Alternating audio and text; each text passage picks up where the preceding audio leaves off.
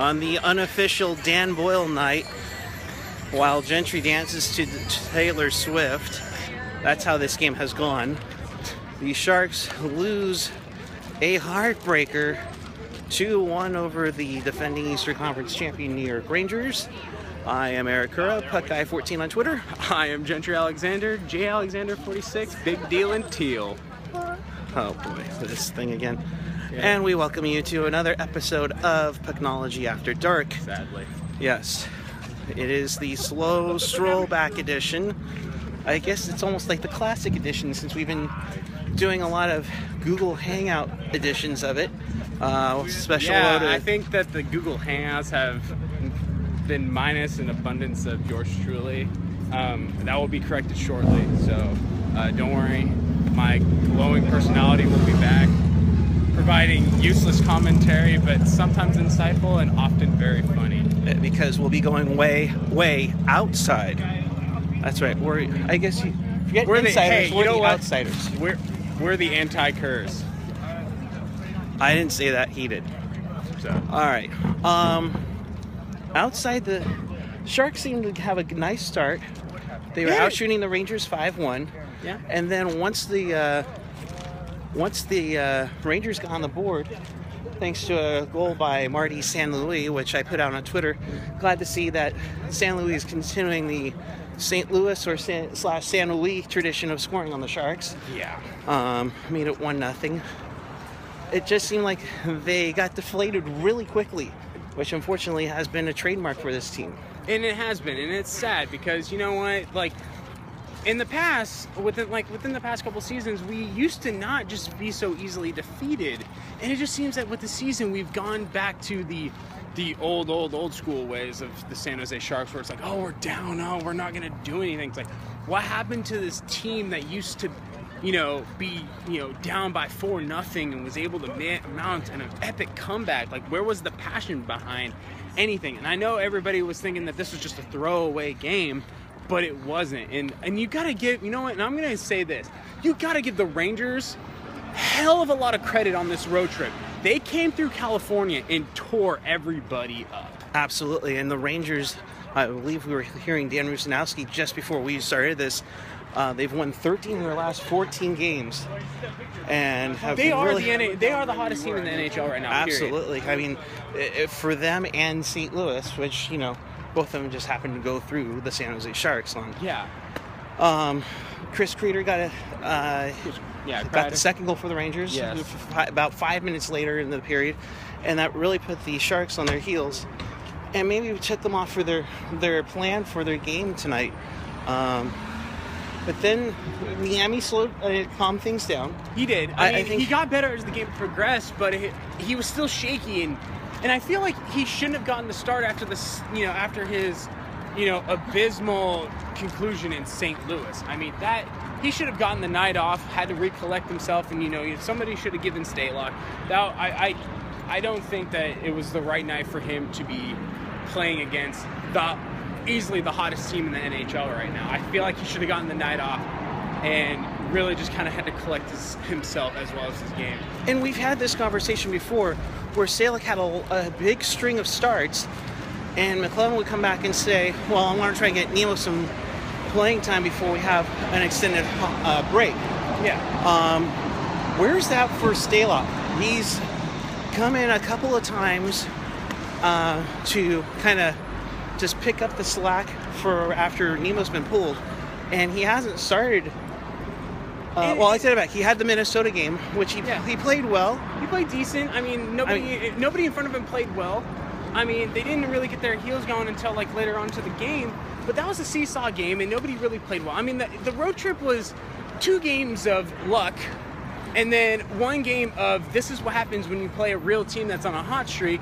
And then this game was a collection of all those things, except we didn't get lucky on home ice. We went against a hot team, and you went against in my opinion, an all-star goaltender who somehow got snubbed out of an all-star game. But you know what?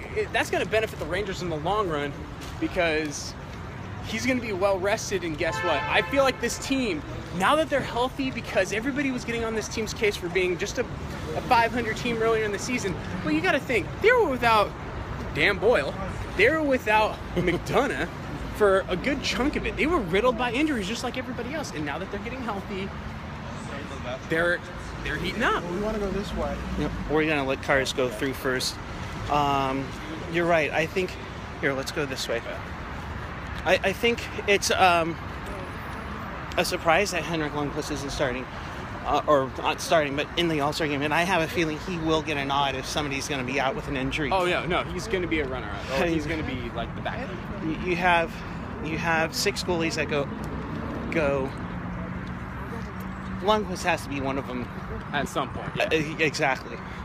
That being said, Nima played a decent game once he settled down after those 2 goals. Once he remembered that he was playing, he settled down and played a very solid game.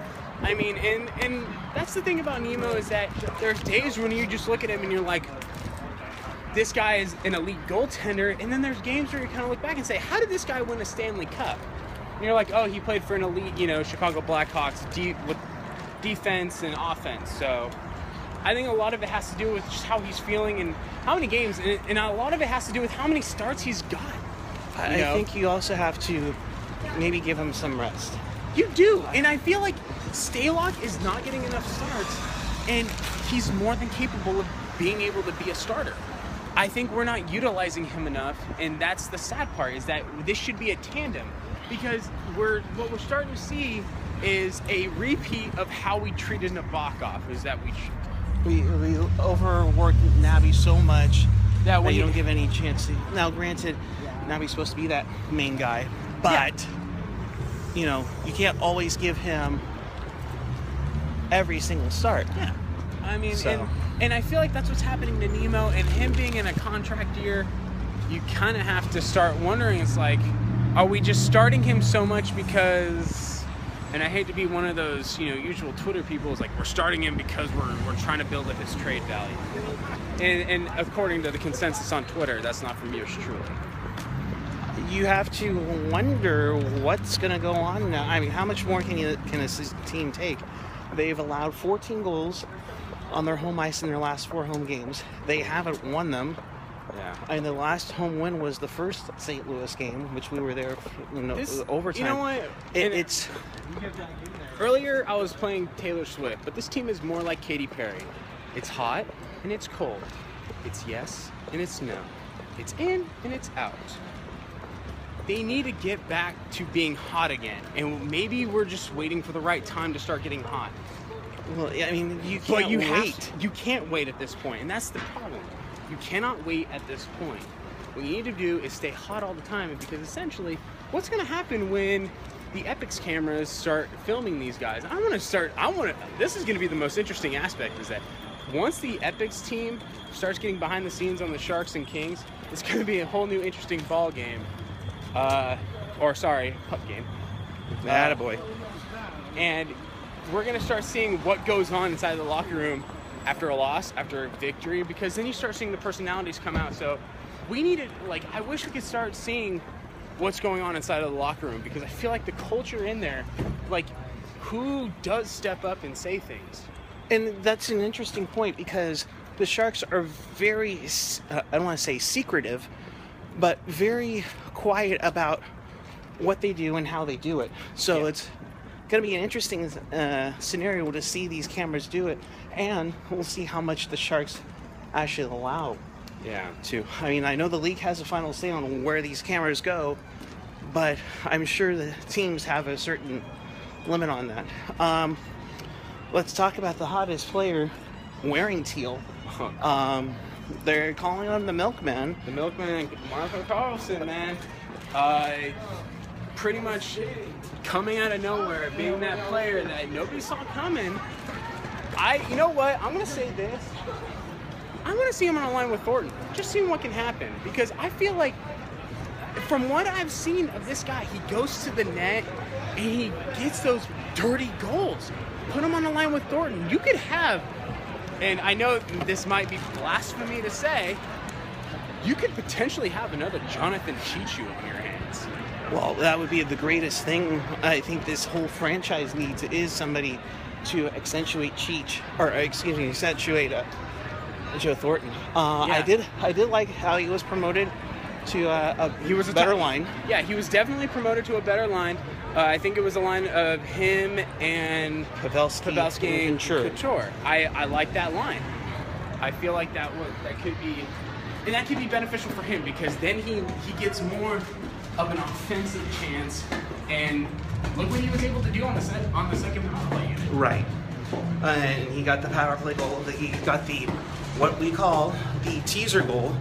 You know, the one that looks like they're within one and they're making the effort, but well, they had a good effort. There wasn't anything like, oh my gosh, they're really going to be in this thing. No, but I think you saw that there was a glimpse of a chance, and then with about a minute left in the game, you got Rick Nash, who he's starting to come into his own with the Rangers, and is becoming the old Rick Nash that we used to see back in the day, that we were in line to acquire, but we chose not to. Right. So with that, the Sharks lose 3-1 to the New York Rangers. Their next game is on the road. Their first trip to Arizona this season. That's surprising. Against the Coyotes, Tuesday at 6. So until then, I'm Eric Curra, Puckeye 14. I'm Jentry Alexander, J Alexander 46. Keep it real. Keep it fresh. Keep it real fresh.